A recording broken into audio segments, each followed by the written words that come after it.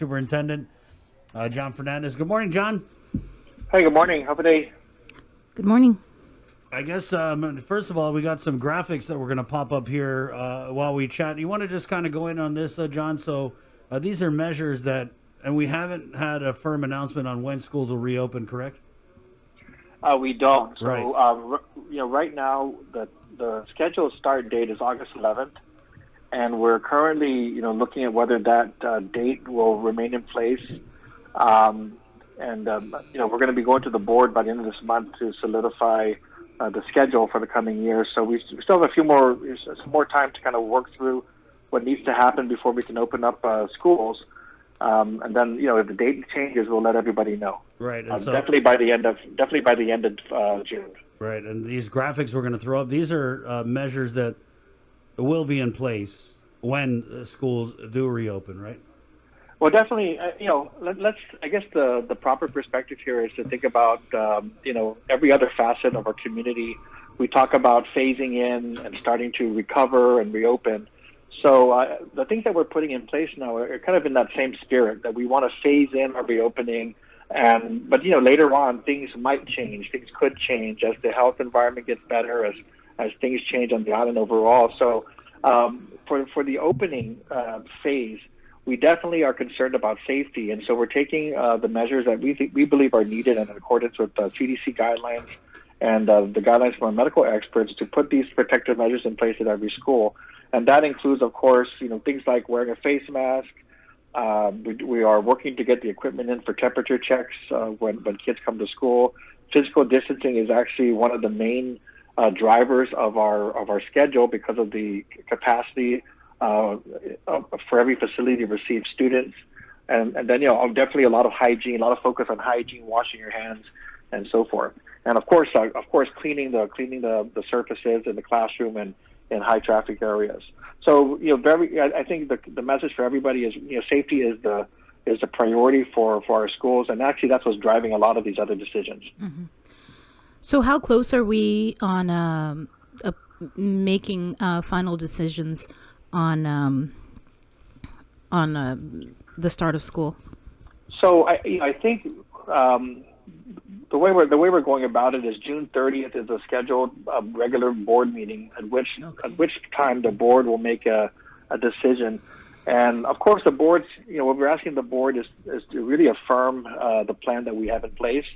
So to put to bed any of the questions, any concerns, any issues that have been raised, so that the board and the department as a whole can work in unity, with this plan going forward. I think it's very, very difficult if you move forward and the people are still, people within the organization are still questioning and still, having issues. So we really wanted to get through this debate and discussion this month, have a plan in place by the end of June, and so we could basically focus July and August on implementation and preparation for the actual opening. So that doesn't mean that there won't be flexibility to adjust the plan as things change on the island. I think the board's talking about, definitely want some flexibility there. Should things change, should there be an immediate need to address the safety issues. But for the most part, we want things in place and things decided that'll help us communicate, what those decisions are during the next, 6 to 8 weeks prior to school starting. So I think the key thing, as you'll note from the graphics that you received, is number one, definitely safety is the biggest concern, and we know parents are going to be concerned about that. Number one, and then the second issue is really going to be how are kids going to receive the instruction.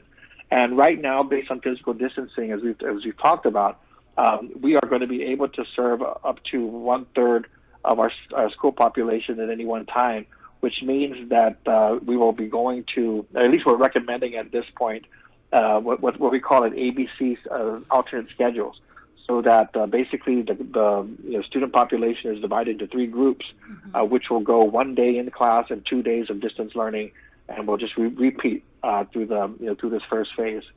So it's a big change. It's a big decision.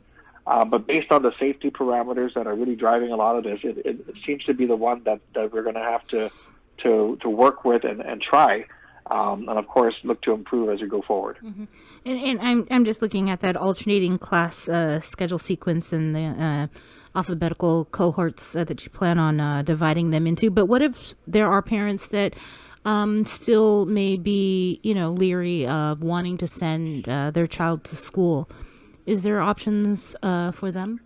Right. So as part of, again, as part of the summer work and also in the first few weeks of school, we recognize that there may be families exactly in that same position where they don't want to send their kids to school at all, if possible, right? If they can keep them at home. Yeah. And some may opt for the 100%, home learning, whether it's online or whether it's through hard copies.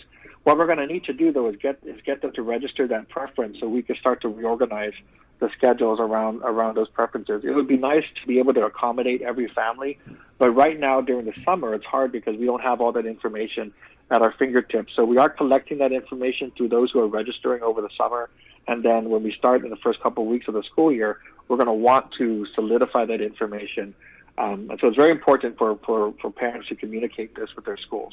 Okay. So the three options, it's the home learning online instruction, the home learning hard copies, and the traditional face-to-face. I'm sorry, did you say you guys were doing a survey to determine what options? Right. Well, what we're doing is we're trying to collect that information.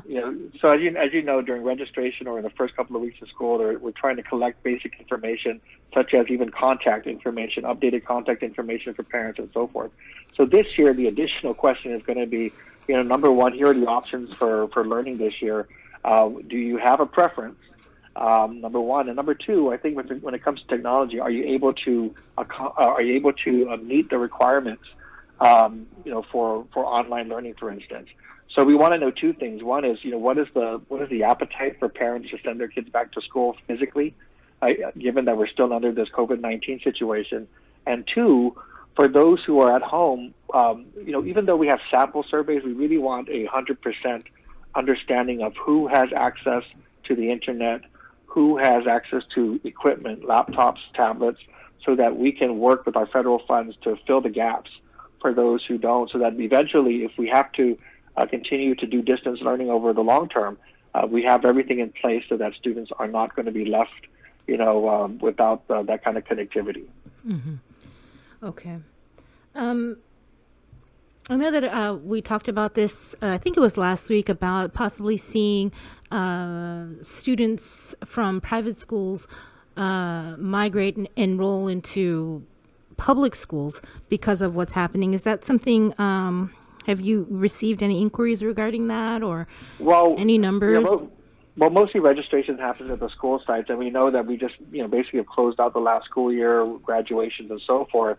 And today, I believe, we'll be getting the detailed information out to the public, and we'll be happy if you guys can press it out as well. Yes, of course. We'll let the public know that registration is ongoing, and to provide the contact information, both email and phone numbers, for how, for those who want to, basically call the school or contact the school to begin the registration process. Mm-hmm. So we'll have that detailed information. It was supposed to go out today, so we'll try to push that out. But really, over the summer, as parents, especially parents who are coming in new to the school system, we're going to want them to contact, someone in the department. Hopefully they know which school they're going to go to, but we can help them with that. But once they contact the school, they'll be able to walk through the registration process, and we'll be able to get the information we need for their students. Mm-hmm.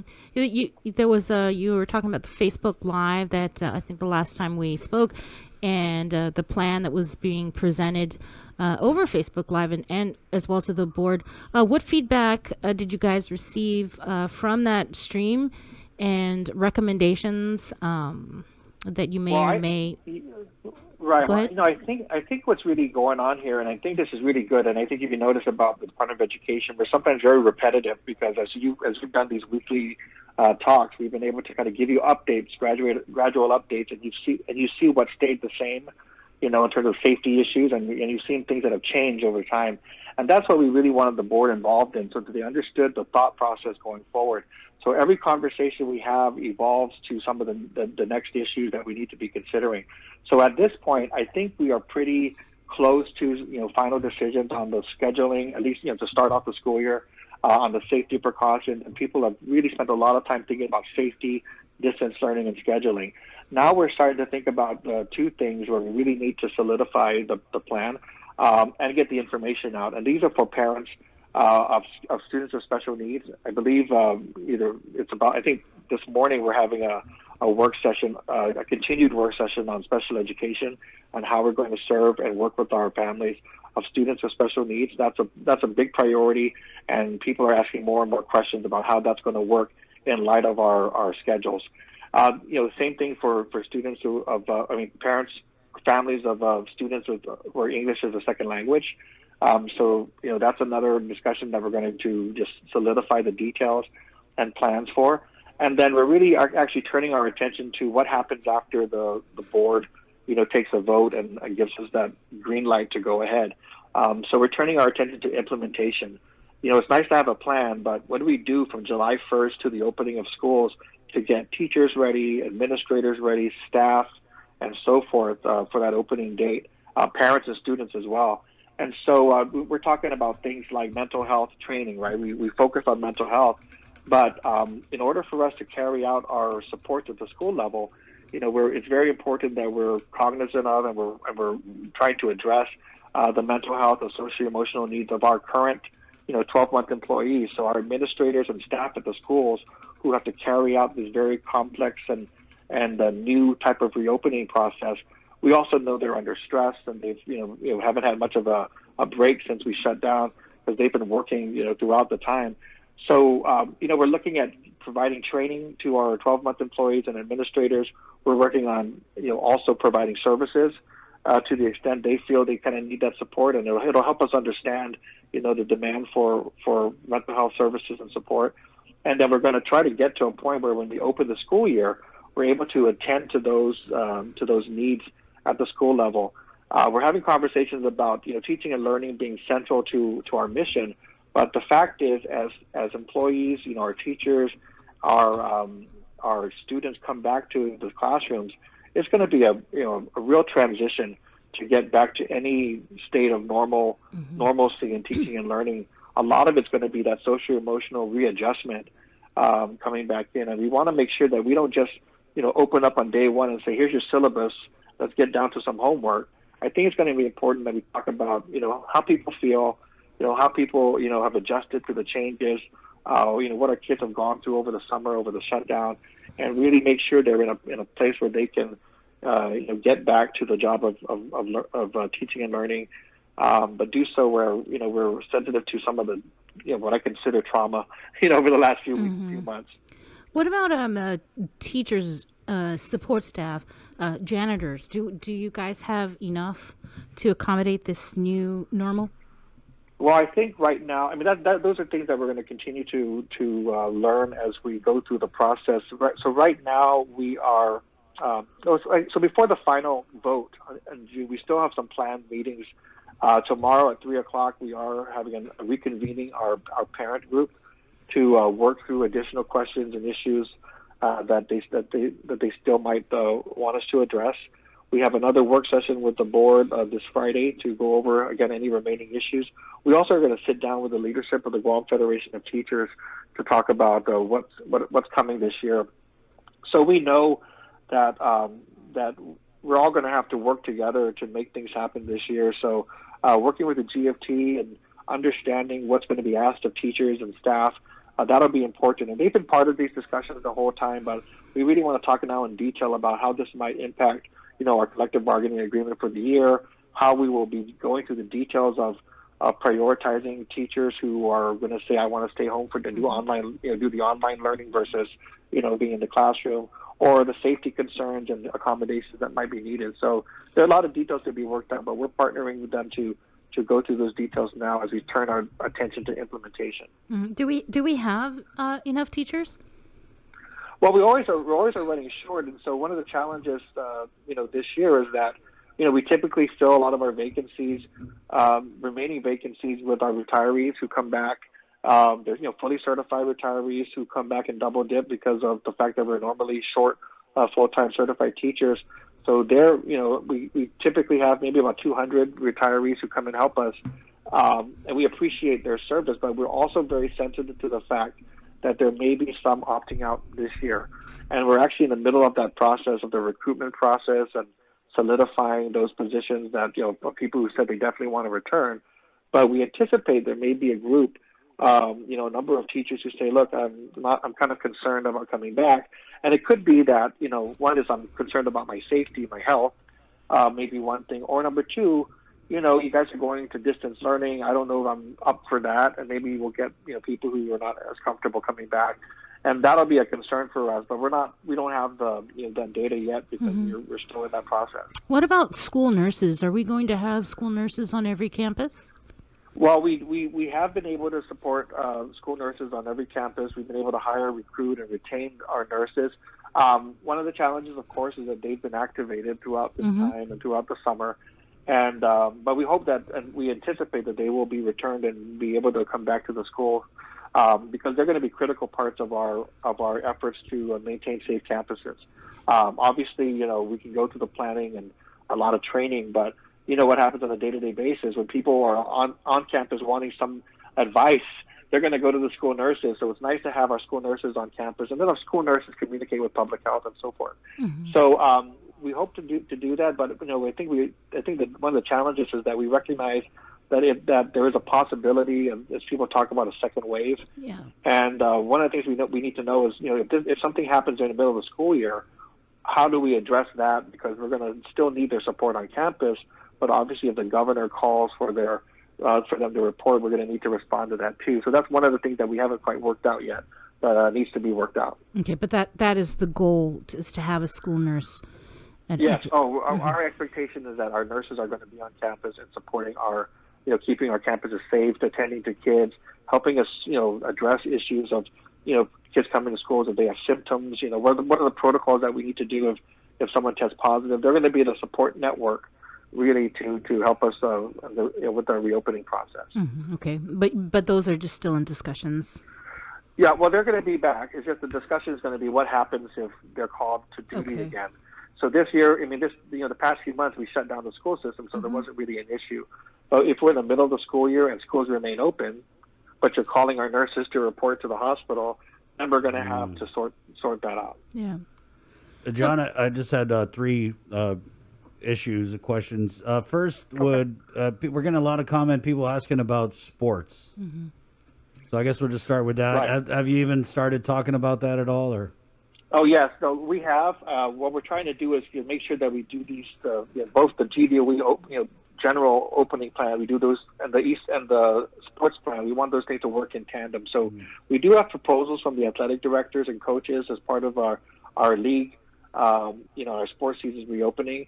Obviously, we've had them kind of look around the country to see what others are doing to make sure we kind of understand, what issues we should be attending to in addition to the ones we're already working on.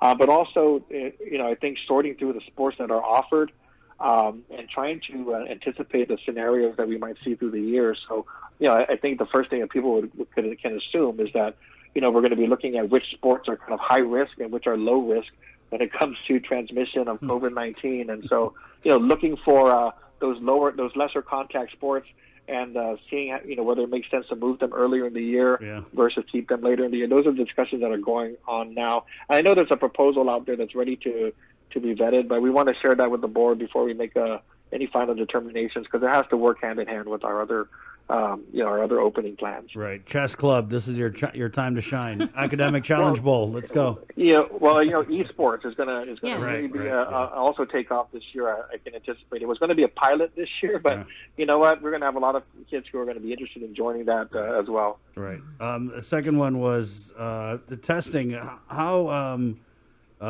integral or is it testing a part of you guys' push to reopen the schools, testing the employees, John? So we haven't.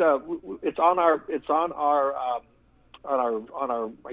our planning to seek the possibility of testing as much as possible for our employees, but it's not something that we've had any commitments yet, because obviously we've heard about the shortages and early shortages of the supplies of tests, but as we've seen the testing become more broader and more available, we want to explore that as an opportunity for our employees.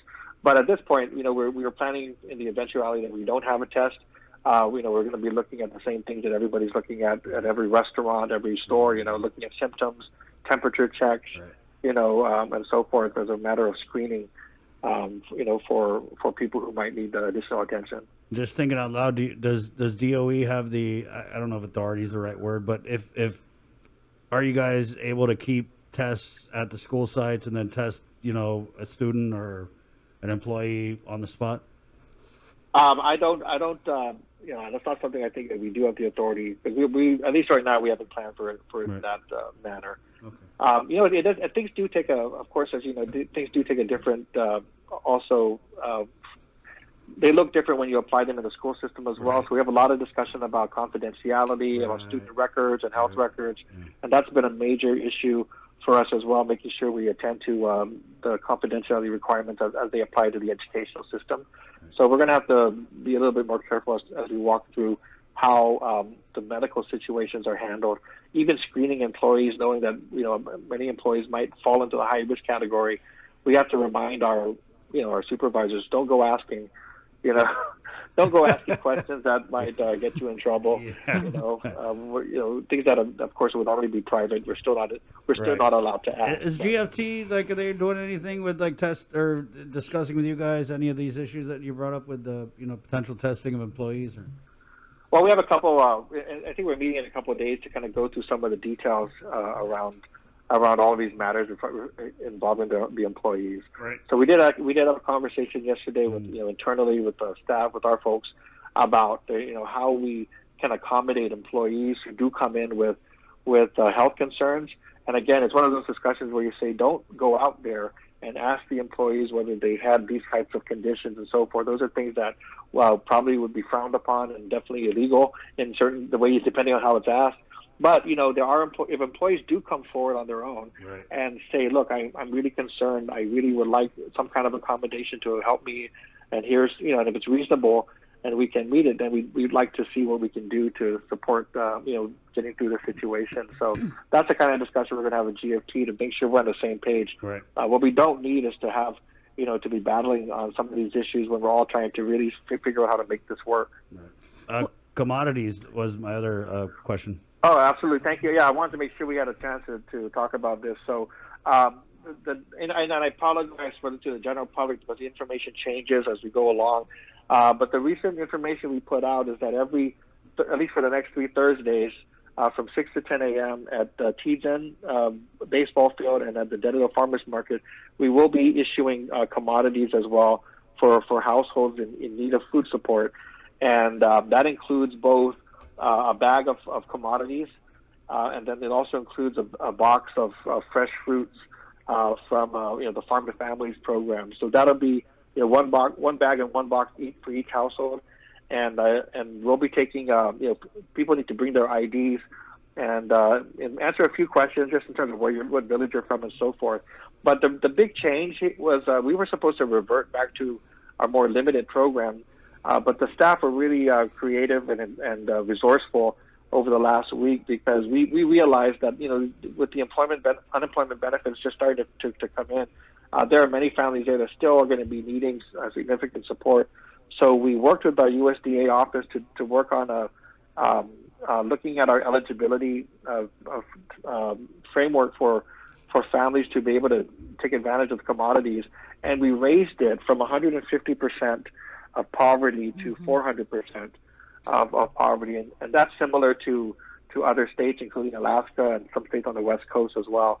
So we got the approval to do that, and this will help us, be able to expand our supports for families who need that food support, and without going through a lot of paperwork. I think I would say most households on Guam would qualify for the support, and we did send some information out, including those income caps. But if you look at those income caps, those are monthly income caps. Those are, I think we can see most families meeting that threshold. I wanted to follow up on the grab and go. I know it's up until summer, but what happens when the school year starts and you have the 3 options, some who are under the home learning online instruction option or the hard copy option, and then those that are face-to-face instruction? Right. How will meals be distributed? So the Grab and Go Authority, which is basically supposed to support us through the summer, and so we will go into July 31st. And under the current program, and what we got approved to do was to serve at 12 of our school sites, and to be able to give them out. These are meals for students, but also serving anyone who is, even for anyone aged from 0 to 18. So even if you have young kids who are not yet of school age, they're still eligible. Plus, you don't have to go to a GDOE school. You can be a charter school, private school, a DOE student to be able to benefit. So that's what's currently in place. When we open the school year, we will be reverting to our normal school breakfast and lunch programs. So that would mean that it will no longer be available, at least for now, and unless we have some other guidance from USDA.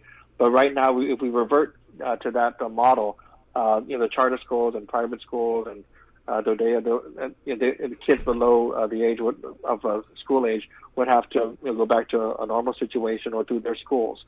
So what our biggest challenge is to adjust to the alternating schedule. And so what it looks like is that while you're in school, we would want to serve you meals, but we're unlikely to be able to serve it in a cafeteria setting. So I think the biggest change at the school level will be accommodating in classroom eating.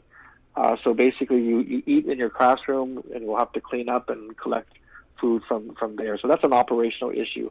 For those who do not attend school, we do believe that we're looking to confirm whether it's required or whether it's simply allowable to provide meals to those who are not physically at school. But no matter what, I think it's going to be in our interest, and it's going to be our desire to provide food support. Amen. So we're looking at ways to do that. So some suggestions have been, looking at the way other states have responded. There might be an opportunity to put backpacks together, or bags together for students to bring home. That day that they are at school, be able to provide some food support that they can bring home for the days when they're home. Otherwise, we'll have to look at maybe some kind of similar grab and go situation. But those are the discussions that we're currently having. I think we want to provide food, but the mechanism is going to be much different than normal. So we'll keep working on that and let everybody know as we come to a solution. And just one final question with transportation and busing. Where are we with that in talks with Public Works? So those are ongoing. So a lot of that really depends on finalizing the schedule. So again, we're finalizing the schedule as we go. Definitely by June, we should be able to have the boards go ahead, and then at that point we can work out the details with the buses. Yeah. So I know really that waiting for us to Jess finalize the schedule. Garcia was on yesterday, the deputy director, and also acting director of Parks and Rec. But he was, they still have that responsibility of handling the arriving passengers for quarantine and sending them over to quarantine. And, that's just concerning if they're also going to have to transport students. Well, Jess has always been a big fan and supporter of our school. So we hope that as we go, as we work out the details, we'll continue that support and help us find a solution to keep to help our kids get to school on time. I mean, again, like we said, we've been talking about this conceptually. We're trying to nail it down and finalize it. But once we do, then we'll get down to looking at the routes, mapping it out, and making sure that we can operationally support or at least be able to anticipate, what the challenges might be. So, I guess with the lower numbers of students going to school every day, that'll be an advantage to be able to transport them on a timely basis. But again, I think it's going to be a route-to-route review, because some of our routes are going to be definitely more oversubscribed than others. Right. John, I just wanted to go back. You said that those people who are going to be getting commodities on Thursday, they need to bring an ID and answer a few questions. Is that to fulfill the requirements of USDA, or just so people know and they're not surprised? Yeah, it's just an accountability measure, and it's just basic information. So I think it's bring an ID, and then you'll be asked, what village are you from, and how many in your household, and things like that. It won't be. Prior to this, there was going to be, if we reverted back to our normal program, that has more strict, income limits. Right. And so you'd have to go through more, forms that need to be filled out before we can get commodities. So I'm glad to avoid some of that paperwork. The questions that I saw that were going to be asked are pretty simple, straightforward, and not very intrusive. Just basic information to ensure that that you met the requirements and that we're giving it out per household. So every household is entitled to, no matter what size your household is, in this case, to a bag and a box of food support. And so we're just trying to track the households. I believe that every vehicle you're able to as long as you're the head of the household, you can carpool and you can still get benefit as long as you can provide that verification. Are there going to be any income type questions asked on this form, John? If it is, it's just going to be do you qualify under this list? But if you say the income list that will be provided, it's not. I mean, these limits are just really they're going to be, most households, if not all households, are going to be able to be accommodated under the increase that we put in place. So I think for a single person household, you have to earn $5,000 a month or less to qualify. Oh, that's a high one. Yeah, so that's much higher than it was before. So just so people know, because this hasn't been done before, right? They don't normally get asked questions. Well, just typical screening questions. But in the regular program, if you're supposed to be SNAP or WIC eligible, so then definitely that would be important. I think my staff's telling me actually right now, they're listening along, that all they need is an ID. I do think they'll be asked what village, but no income questions. Okay, let's right confirm. So right, there you go. Yeah, so there you go. So just bring your ID, and please, I know it's crowded. I know that you get long lines, but we really want to make sure that if you need support, then please come out. I also want to let those out there who may have issues getting transportation to please call your mayor's offices. We call the mayors. They've been very helpful and as partners in trying to meet the need of their residents who are unable to get to the sites. And so we've been able to work through the mayors. They've been able to kind of identify the households, and they'll do all the verifications needed. And then they've been good at supporting those who need help with the transportation of the food. Well, John, thank you for your time. Always got a ton of information that is so valuable to our listeners, and also thank your staff for listening. Really appreciate it. Well, we'll have more and more information as we get to it. All right. We're ready to receive it. Thank you. And I gotta say, I just appreciate that, since we started talking and before the COVID, that your center has always been to try and help the people who need help. And I just really appreciate that. That's very consistent with you. Every time we talk to you, it always comes up. And, with what you're able to do with this commodities and the grab and go, and your staff, of course, don't want to let the staff go unrecognized. I just want to say I appreciate it because it's refreshing, If I could echo that, I just want to say that our staff, our most of our employees work with kids every single day. And I think what happened when we shut down and we started going through this process, the first thought they had was the kids, knowing where our kids come from, knowing the issues they deal with, knowing our families. The biggest thrust of our efforts is to figure out how to give them support while they're not in school. So we hope that it's helping, and then we'll see how it goes through the summer. Thank you, John. Thanks, John. All right. Wash your hands. Okay. Bye-bye. Bye. 919, Superintendent John Fernandez. We'll just keep going. Okay. Let's do some news here. Of course, we had Lieutenant Governor Josh kind of threw our schedule a little bit off in the 8 o'clock hour, but